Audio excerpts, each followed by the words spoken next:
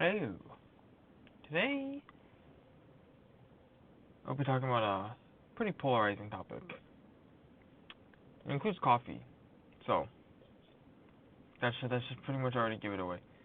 But yeah, let's get into it. Stop buying coffee.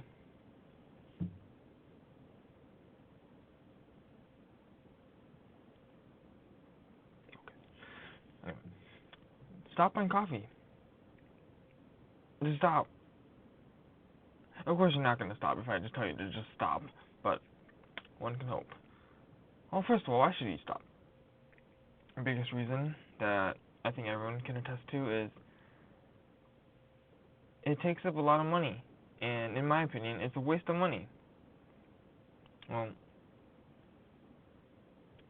when doing the calculations, buying coffee beans or even grinded beans are so much cheaper. You will save so much money yearly. How much? I mean, depending on what you order, what store, and like all those other factors, it can range. You can save like $300 to almost like a grand every year.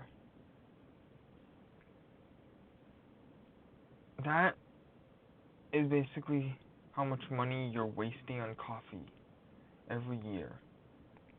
Granted, if you buy coffee, you're probably gonna buy something else that is not an asset. So, but I still think most people would like to have more money in their bank account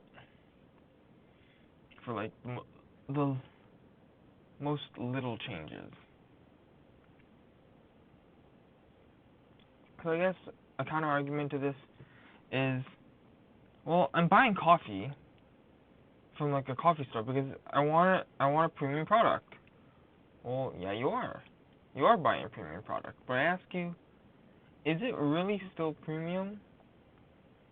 Like, yeah, it was premium like the first couple times, maybe the first month, maybe the first year. After that, is it still premium or is it just a baseline? And something I want to point at is these words are used quite often when referring to addictions. I'm just saying, I mean, an addiction where your body needs the substance to feel normal again. You know, at first it was novel, and then that novelty slowly withered away, and now you can't get through the day without a cup of coffee. From Starbucks, from Dunkin', from wherever you get it from. That's just my opinion. Number two, most likely, if you're buying coffee from a coffee store, it's going to make you fatter and unhealthier. And this is in contrast to all the scientific papers that say coffee has benefits. Why? Because you're putting much more crap into it. That's literally negating all those benefits. What do I mean? All that crap that you put into your coffee, such as your sugars, your cream, your milk, is going to make you feel like crap. Coffee should not be a fixed to your sleep schedule. Using coffee to fix your sleep, like to help your poor sleep, it's like using a band-aid to treat a deep wound. Like you get stabbed and the knife's still there, like in your body, and then you're like, oh, let me just like use a band-aid really fast. You know? It's like use a big ass band-aid. Alright, fine. Say that the band-aid covers the wound. Okay. You don't see the wound, but you don't need to see internal bleeding to die. Going back to the thing about addiction.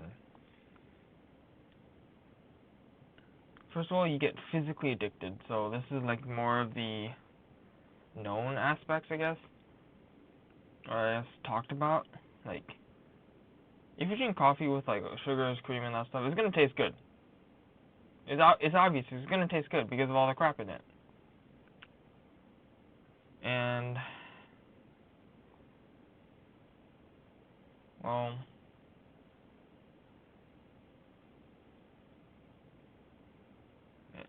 all those yummy sugars, cream, milk, that is in excess.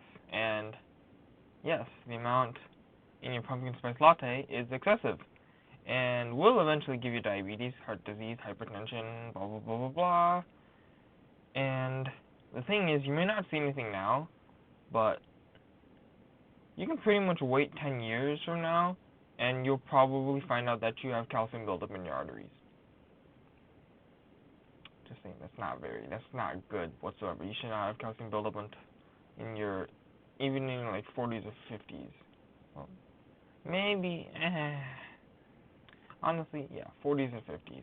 But people are getting calcium buildup in like the 30s. I'm just saying, something, I mean,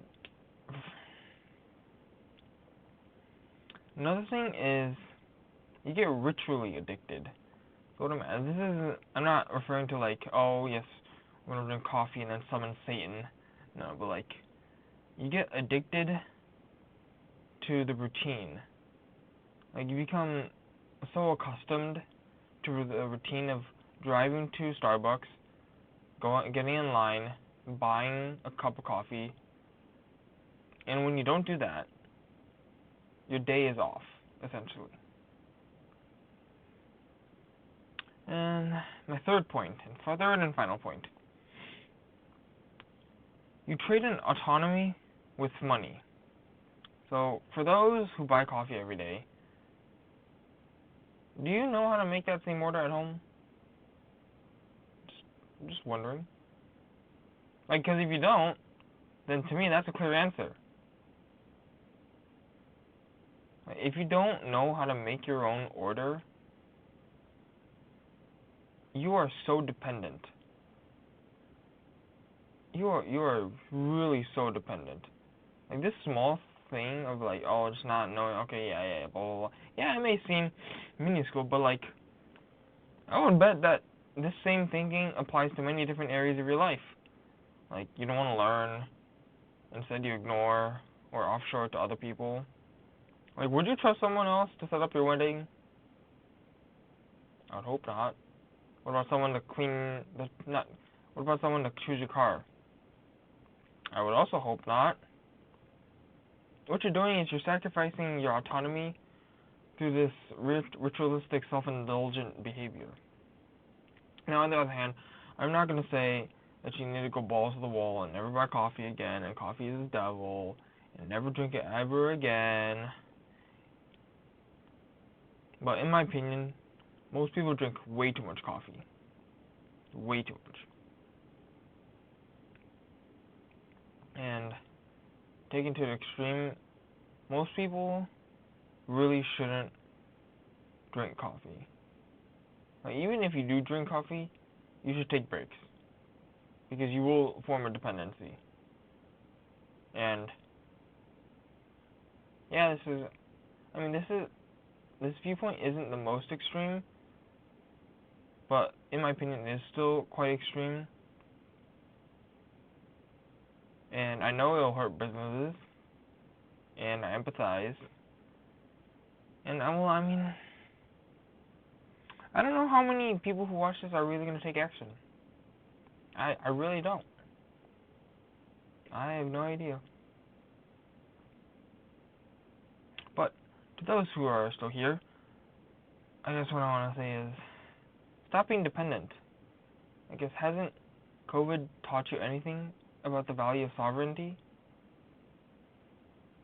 Like, you can go to coffee shops once in a while, and getting back to the novelty aspect, going once in a while is what is going to keep the novelty there. It's going to keep it from going stale.